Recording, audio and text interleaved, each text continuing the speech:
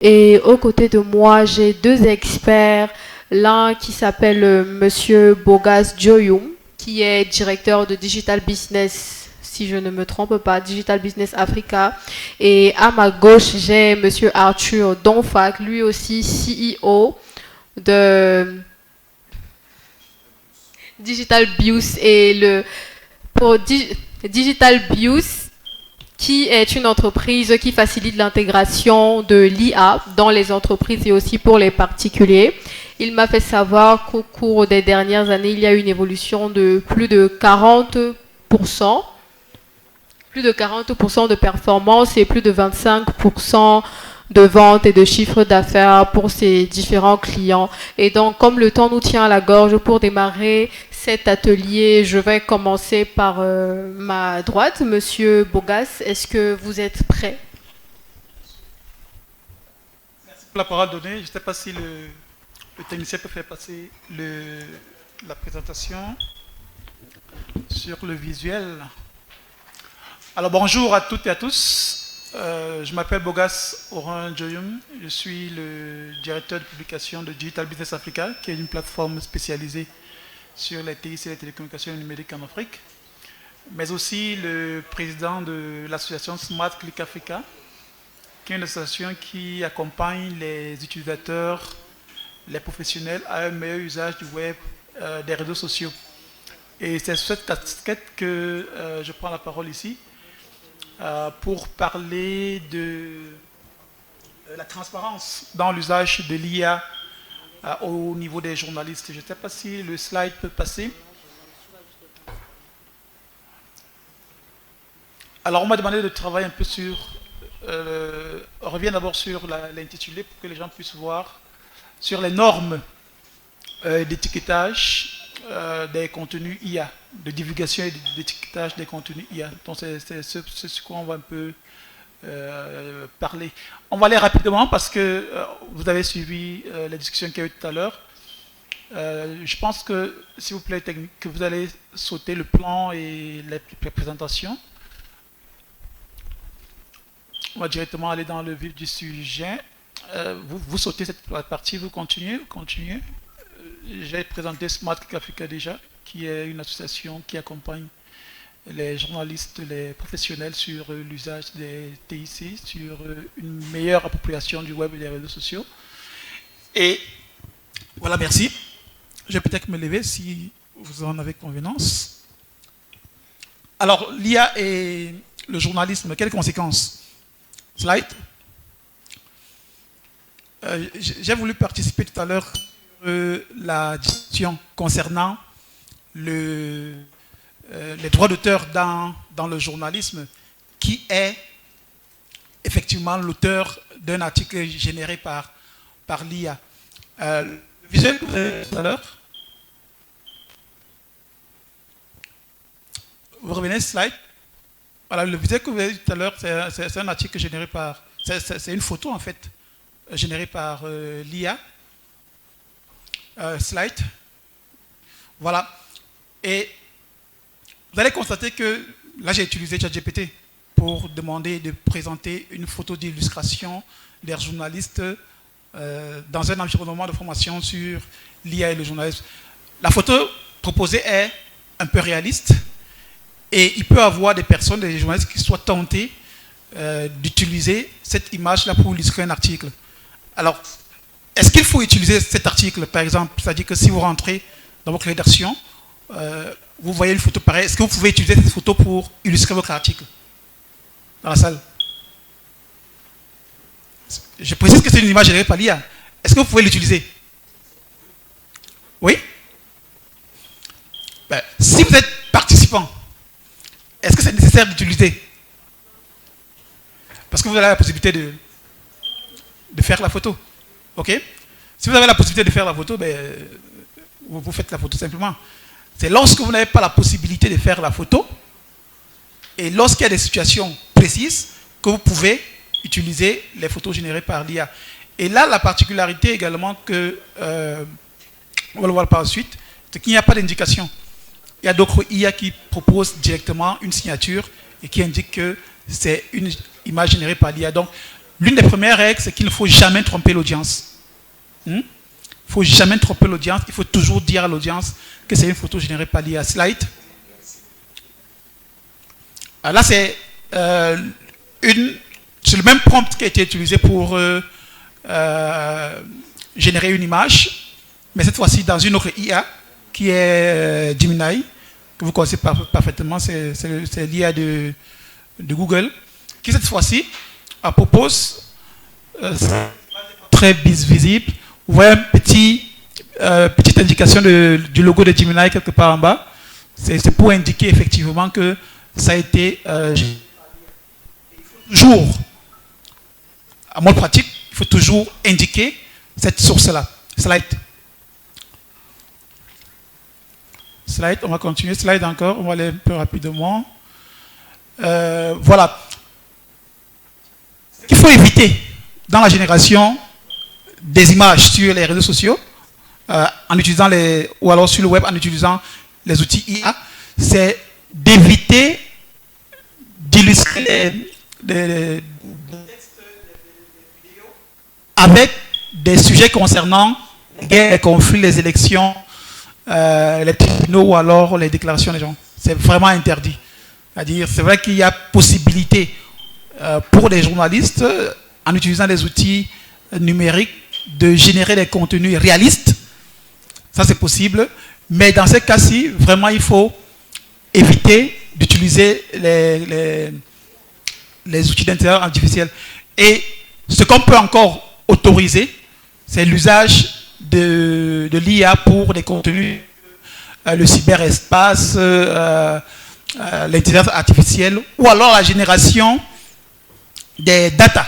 C'est-à-dire que lorsque vous avez des données que vous voulez présenter au public, lorsque vous avez des illustrations à faire, des illustrations, des graphiques à faire, vous pouvez utiliser des outils d'intelligence artificielle de manière professionnelle. Ça, c'est autorisé, vous pouvez le faire sans problème. Slide. Là, c'était un peu les conséquences. On va un peu aller rapidement. Slide, on va aller. Voilà. Toujours concernant les risques, il y a un gros risque de manipulation. Là, c'est une photo que vous avez peut-être aperçue pendant la présidentielle. La dernière, c'est le président Joshua aussi, supposé en campagne, en meeting de campagne. Mais malheureusement, c'est une photo générée par l'IA. Et générée par qui? Par les spin doctors du SDF qui ont généré ces images-là et partagé aux journalistes. C'est-à-dire que, je pense que c'était le directeur de campagne, lui-même qui a partagé ces images-là à plusieurs journalistes. Certains ont publié, d'autres pas. Et c'est pour ça qu'il faut toujours attirer l'attention des journalistes. Lorsque vous recevez une image pareille, parce qu'ils ont pris le soin quand même de ne pas publier ces images-là sur leurs propres réseaux sociaux. Parce qu'ils savaient que ce sont des images qui ont été générées par l'IA. Donc il faut toujours vérifier. Donc il y a un gros risque de manipulation politique lors de l'usage de ces images-là. Donc, nécessité de vérifier ces photos-là. Peut-être qu'à la fin, on va présenter quelques outils. Slide, on va aller directement sur le cœur de la présentation. C'est la charte de Paris sur l'IA et le journalisme. J'ai suivi qu'il y a un projet de charte. Mais en 2023, quelques mois après le lancement des outils d'IA générative, OpenAI, avec son chat GPT notamment, RSF s'est réuni avec une quinzaine d'associations mondiales de journalistes pour proposer ce qu'ils ont considéré un peu comme les 10 commandements du journaliste dans l'usage de l'IA. On va rentrer un peu en arrière, s'il vous plaît, pour venir dès le début. Et l'un des premiers commandements, avancez plutôt, s'il vous plaît.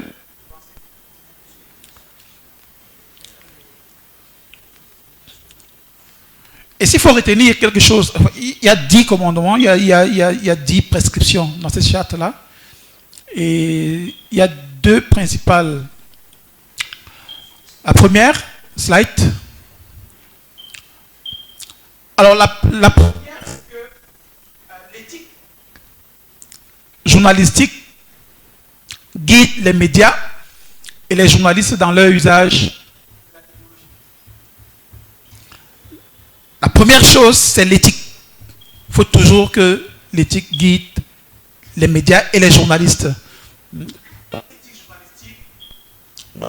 Se soucier de l'un des principes fondamentaux du journalisme qui est l'exactitude, ça, il faut le mettre en priorité. Là, c'est le premier aspect. Deuxième, slide. Donner la priorité à l'humain. On l'a dit, certaines personnes l'ont dit ici dès le départ, hier et ce matin d'ailleurs, il faut toujours donner la priorité à l'humain. C'est-à-dire, vous ne pouvez pas utiliser un contenu sans vérifier vous-même ce contenu-là, ou alors donner la parole, à votre rédacteur en chef, votre chef de rubrique, de relire ce que vous avez fait. Il faut toujours donner la priorité à l'humain avant de publier un contenu. Très important. Slide. Alors, les systèmes utilisés en journalisme sont soumis à une évaluation. C'est indiqué. Ils sont toujours responsables du contenu qu'ils publient. Donc, ce n'est pas parce que c'est l'IA qui a généré un contenu que vous devez, par exemple, dire que c'est l'IA, c'est pas moi, et puis vous publiez. Non, non, le média est responsable de ce qu'il publie. Il y a un journaliste du Guardian, pour ceux qui suivent l'actualité sur l'IA, qui a été limogé il y a 2 ou 3 mois, simplement parce que pour la note de lecture d'un ouvrage, il a utilisé une IA pour rédiger la note de lecture de l'ouvrage. Sauf que l'IA a utilisé les extraits d'un article du New York Times. Et la chute, ceux qui écrivent après, c'est que la chute de sa note de lecture indiquait clairement, avec les mêmes mots, les expressions utilisées par le journaliste du New York Times. Sauf qu'il y a des lecteurs qui se sont rendus compte qu'il y a des mêmes phrases qui reviennent dans 2 médias différents sur le même livre. Et ce sont les lecteurs au bas de la publication qui ont indiqué que cet article du Guardian ressemble à l'article que le New York Times a écrit. Évidemment, les journalistes sont allés vérifier, ils ont constaté effectivement que c'était le cas. Le Guardian a présenté ses excuses, a limogé le journaliste en question. Et pire encore, les journalistes sont allés faire un autre travail de vérification de tous les articles publiés par ces journalistes-là.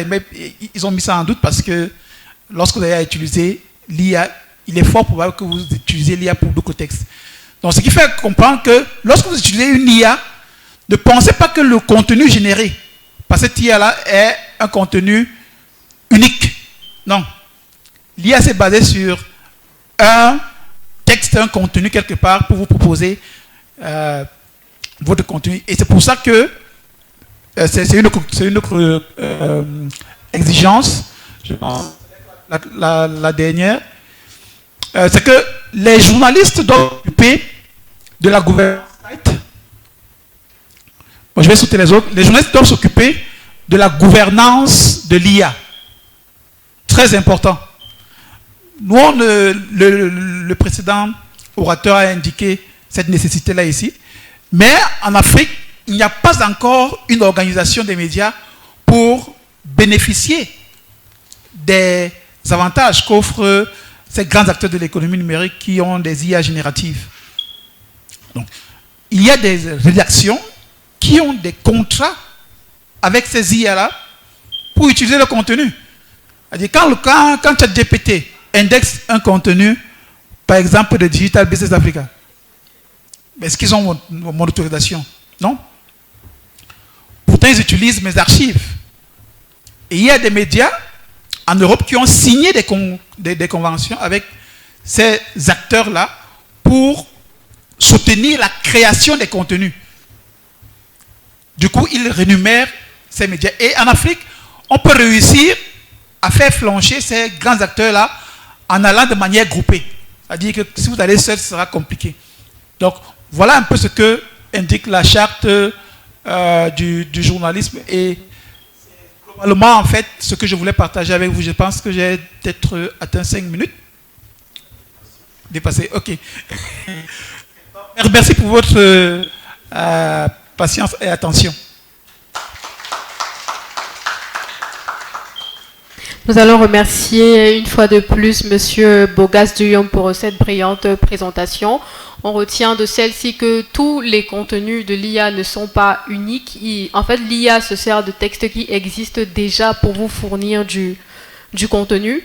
Il y a des choses aussi que vous ne pouvez pas générer par IA sous contrainte d'éthique, par exemple des contenus sur la guerre et j'en passe. Et donc pour poursuivre cet atelier, je vais donner la parole au monsieur à ma droite qui se nomme, je le répète encore, monsieur Arthur Dongfak, qui va nous donner sa perspective sur le sujet de cet atelier qui nous tient aujourd'hui.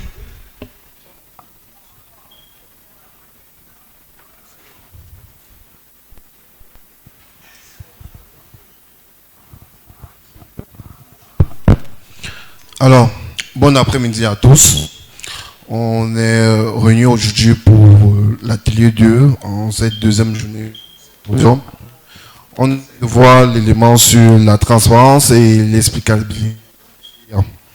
Alors, ma courte présentation va aller sur 4 points. On va voir dans un premier temps ce qu'on entend d'abord par transparence et explicabilité, les normes de divulgation et d'étiquetage, et la traçabilité et la responsabilité. À la question qu'on peut se poser si un journaliste utilise ChatGPT pour rédiger une dépêche sur des résultats d'une élection locale et qu'il arrive qu'il hallucine un chiffre, l'a-t-il publié sans mention de l'outil et qui est repris dans une chaîne nationale, est-ce que et que pendant une semaine ces faux chiffres circulent et sont établis comme vérité? Qui est le responsable? Est-ce un journaliste? Est-ce l'éditeur? Est-ce la chaîne en question? Ou alors est-ce l'IA? On va essayer de répondre à ces différentes questions. Alors, il faut d'abord, je crois, comprendre quelque chose. Depuis l'avènement de l'intelligence artificielle, 75% des grands groupes mondiaux utilisent l'intelligence artificielle dans leur processus de création d'articles. Alors qu'on a 162 journalistes, eux, qui utilisent au moins l'IA une fois par semaine, que ce soit de façon officielle ou de façon officieuse. On en a 28 en Afrique subsaharienne qui avouent l'utiliser.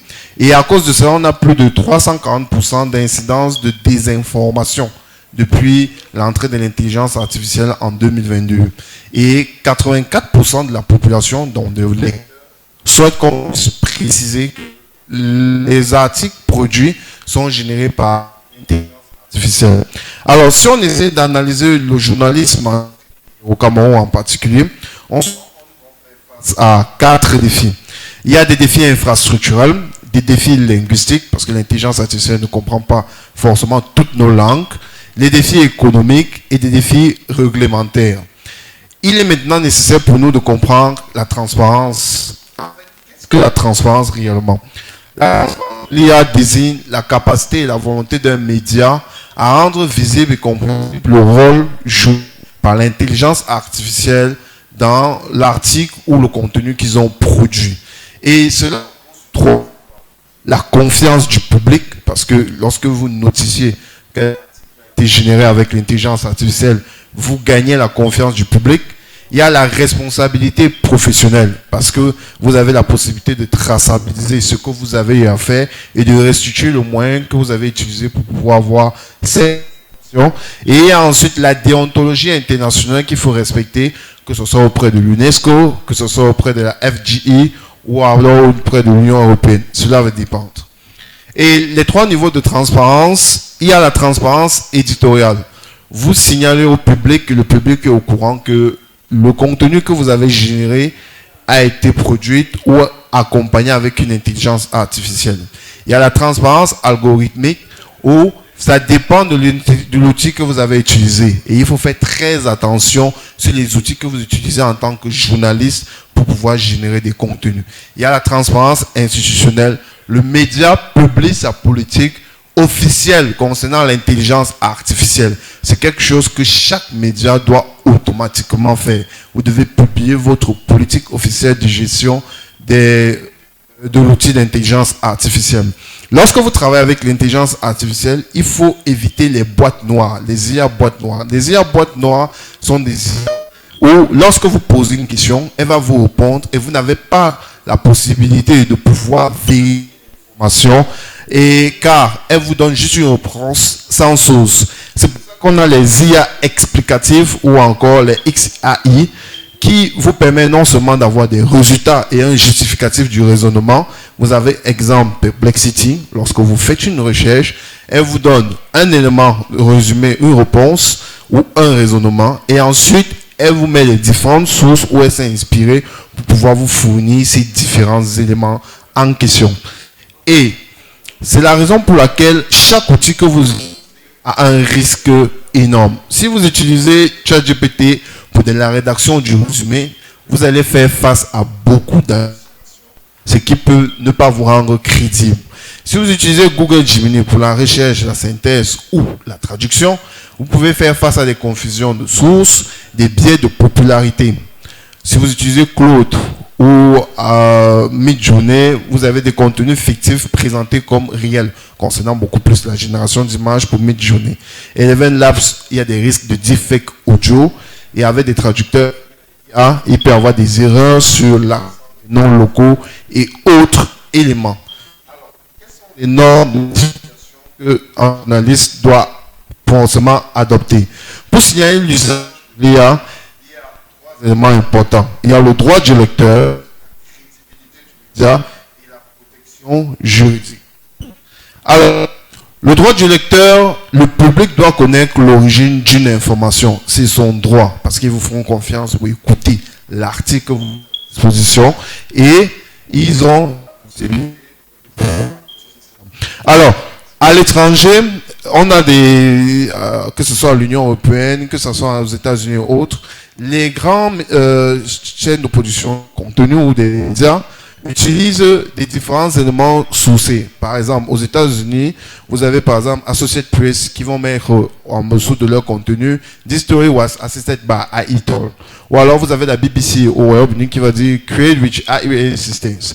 Donc vous avez ces différentes pratiques qu'ils utilisent pour pouvoir préciser à quel niveau l'intelligence artificielle les a aidés pour pouvoir le contenu dont ils ont utilisé. Pour vous, journalistes, vous pouvez adopter 4 éléments. Il y a, si vous utilisez une IA pour la recherche et la synthèse, précisez à la fin de votre contenu recherche assistée par IA. Si c'est une IA de rédaction assistée qui vous a aidé à reformuler, précisez à la fin cet article a été rédigé avec assistance IA et vérifié par la... Si c'est une image qui a été générée par l'intelligence artificielle, il y a des images qui comportent des watermarks qui prouvent que ça a été généré par l'intelligence artificielle, mais ça n'exclut pas le fait de pouvoir préciser image générée par intelligence artificielle. Alors, si vous procédez par contenu entièrement automatisé, là, vous pouvez le préciser. Sachez que vous avez les outils qui sont entièrement générés du début jusqu'à la fin par une intelligence artificielle sans use d'assistance humaine peuvent vous créer des problèmes juridiques graves et peuvent vraiment vous déranger. Alors, à qui appartient la responsabilité? La responsabilité n'ira jamais vers une intelligence artificielle. Cela retombera toujours soit sur le journaliste qui a fait la recherche, soit sur le rédacteur en chef, ou alors sur le directeur en question. Et voici une astuce que vous pouvez utiliser, une checklist de traçabilité qui est extrêmement importante. La première des choses, vous devez ressortir quels sont les outils qui ont été utilisés. Donnez le nom de l'outil, la version de l'outil, ChatGPT 5.1, etc., etc. La date à laquelle vous avez utilisé cet outil, c'est important de garder le flux d'actualité de vos différentes conversations avec l'intelligence artificielle. La deuxième étape, à quelle étape a-t-il intervenu? Vous avez utilisé l'outil d'intelligence artificielle pour faire quoi? La rédaction d'un brouillon, ou alors la correction du syntaxe, ou alors la génération de l'image. Vous devez préciser exactement ce que vous avez eu à faire. Et maintenant, en troisième étape, quelles sont les vérifications humaines?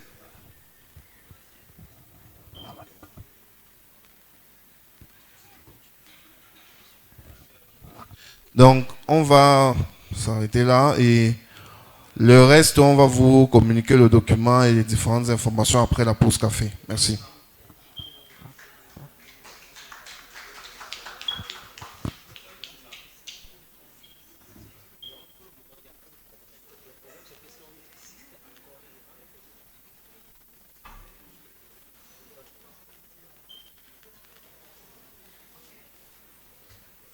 Merci encore à nos deux panélistes et merci à vous tous qui avez écouté ces brillantes présentations que nous avons eues aujourd'hui.